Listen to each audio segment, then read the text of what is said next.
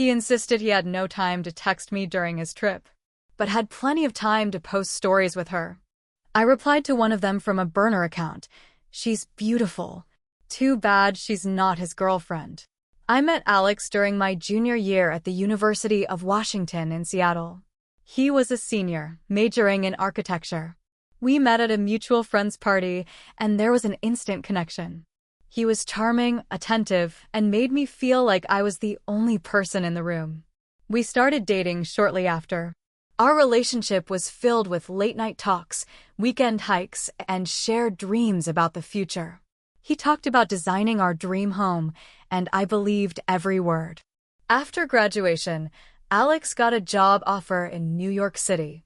It was his dream job, and I was genuinely happy for him. We decided to try a long-distance relationship, with plans for me to move there after I finished my degree. The first few months were tough but manageable. We scheduled regular video calls, sent each other care packages, and counted down the days until our next visit.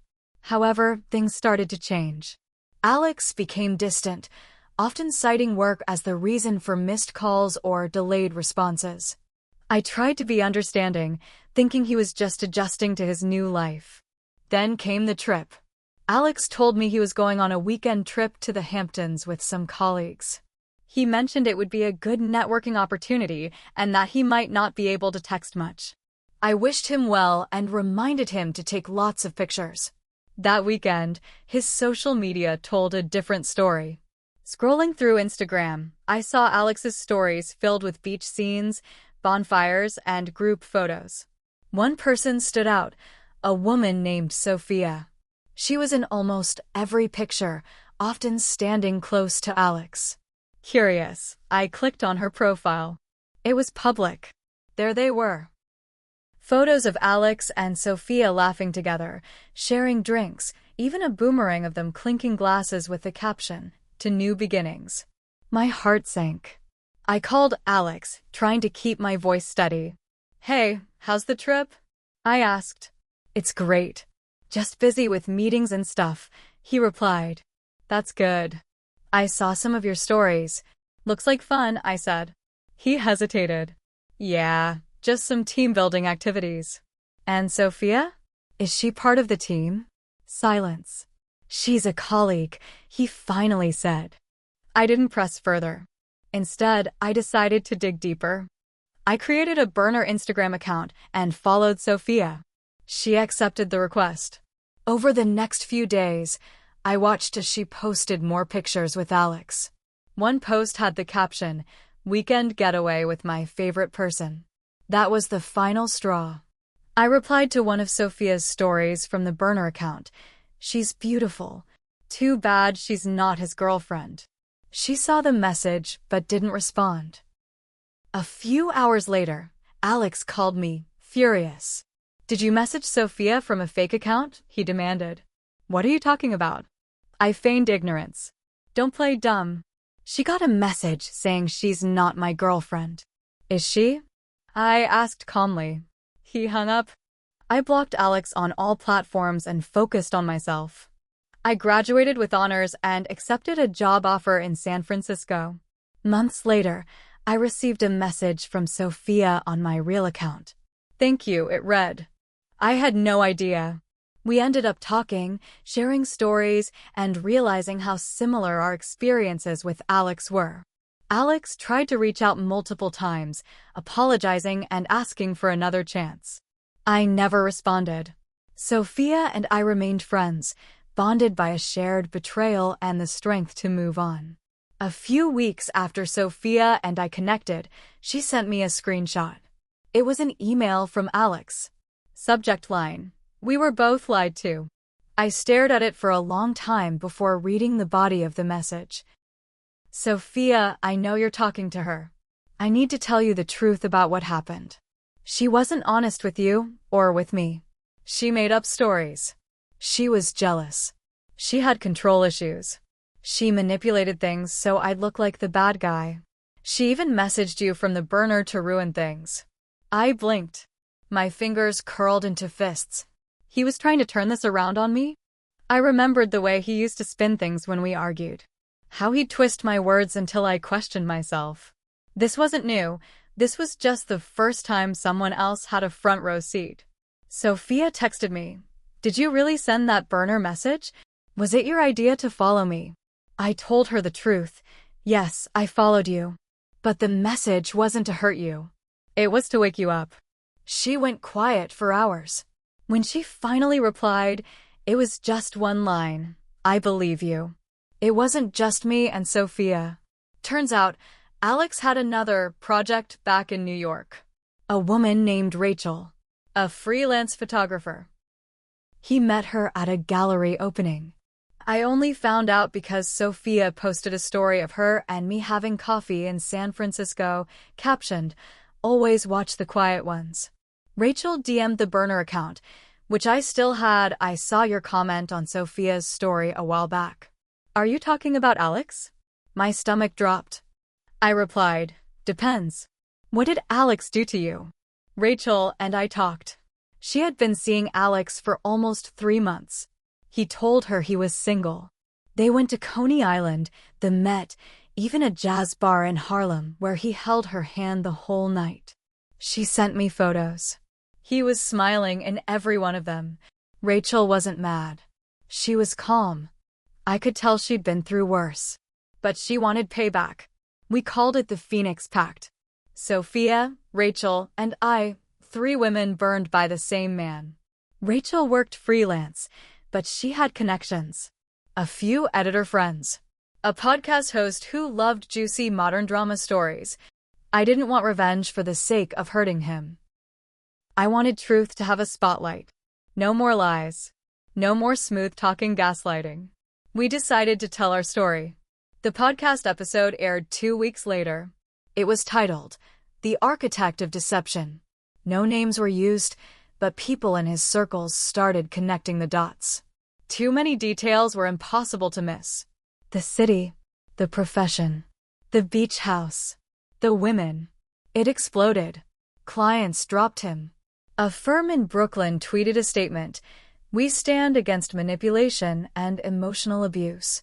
We have parted ways with the individual in question." He called me. I didn't answer. Then he texted, "You ruined me." I stared at the message for a long time before replying, "No. You ruined yourself. We just gave the world a flashlight." One morning, Rachel called, her voice shaking. "He's here." "What do you mean here?" "He showed up at my studio. Said he wanted to talk. He looked rough. Like he hasn't slept in days." I felt a chill. The kind that doesn't come from wind or weather. "Did he threaten you?" "No. But he said something weird. You think you know everything, but you don't know what you've started." What the hell did that mean? A week later, Sophia got a letter. Handwritten. No return address.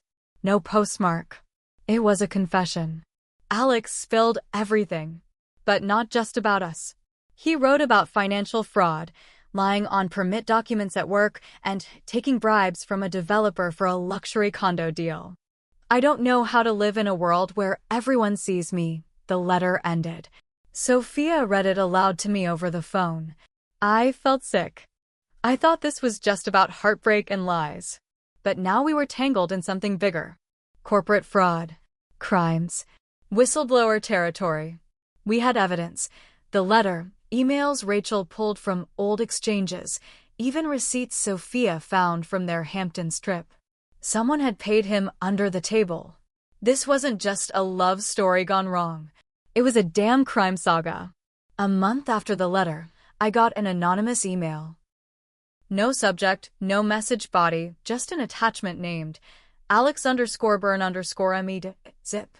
I scanned it for viruses. Clean. My stomach nodded as I clicked open the folder.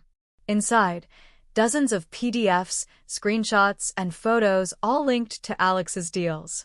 But one file stood out. It was a scanned contract, signed by someone named Douglas Kane, CEO of a real estate firm in Manhattan. And beneath the signature, scribbled in Alex's handwriting, "They don't ask questions if you deliver." I forwarded it to Rachel and Sophia. Rachel called within minutes. "This guy? He's been investigated before. Like feds on your lawn kind of stuff. Turns out, Douglas Kane wasn't just a shady developer. He had deep connections, political donors, high-stakes investors, and lawyers on speed dial. If Alex was tied to him, we weren't just playing with matches anymore. We were holding dynamite.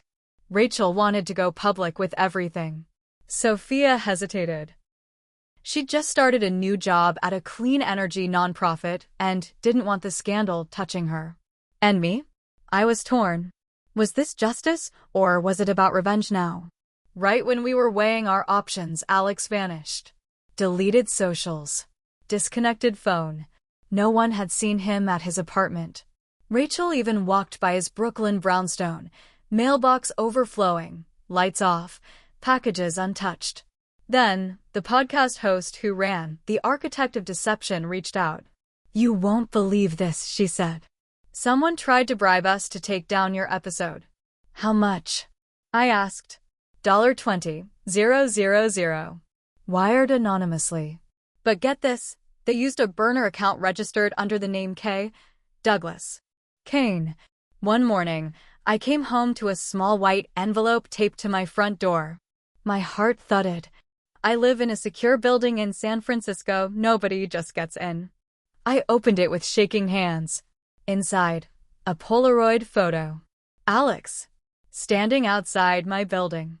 From 2 nights ago. Looking straight at the camera. On the back, scrawled in ink, "Be careful where you shine your flashlight. Something's bite back." I dropped the photo. My body went cold. Desperate, I called an old mutual friend, Sean, who'd gone to college with Alex. We hadn't spoken in years, but I remembered he used to be close with him. Sean's voice was nervous when I asked if he'd heard from Alex. "I probably shouldn't say this," he muttered. "But Alex, he wasn't always Alex." "What do you mean?" "His name used to be Aaron Chase. Changed it freshman year. Legal name change. Said he wanted a fresh start." My jaw dropped. "Why?" "Something happened in Colorado. Something bad. He never talked about it. But I think the Kane stuff isn't the first time he got involved with people like that." We paused everything. Rachel stopped posting updates. Sophia deleted all mentions of the podcast. I turned my burner account to private. But it didn't stop. Someone slashed Sophia's tires outside her apartment in Berkeley. Rachel's studio was broken into, nothing stolen, just wrecked. Paint everywhere. Her laptop smashed. I got a letter with no name. Just 2 words typed on it, "Leave it." We knew it wasn't Alex. Not anymore. This was bigger than him now.